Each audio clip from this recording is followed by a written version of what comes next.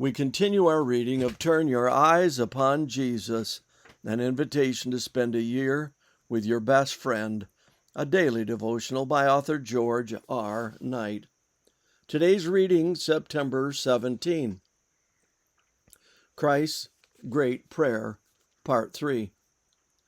I do not pray for them alone, but also for those who believe in me through their word, that they all may be one, as you, Father, are in me, and I in you, that they also may be in us, one in us, that the world may believe that you sent me. Father, I desire that they also whom you gave me may be with me where I am.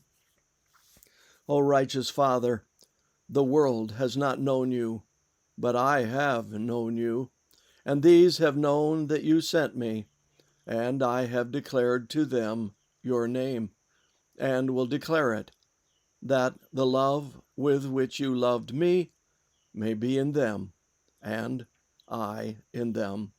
John 17:20-26. Jesus' prayer has moved from his personal concerns to the ends of the earth. First, he prayed for himself as he faced the cross. Second, he prayed for his 12 disciples and for God's power to preserve them. Now, in the third section, he prays for all disciples in all corners of the earth until the end of time. The final part of the prayer tells us certain things about Jesus. For one, it demonstrates his complete faith and absolute certainty. Here he is with a few stumbling, warring disciples and the cross facing him, and yet he is praying for those who would believe on his name through their ministry. He didn't view the church as it was, but as it would be in the future. Jesus saw the future through eyes of faith established in confidence in the Father.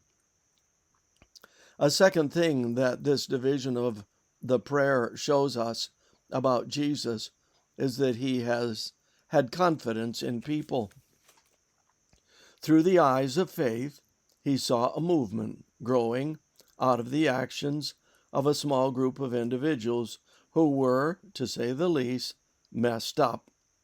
That confidence extends beyond those first followers to those who will have lived through all history, and even to those of us at the end of time.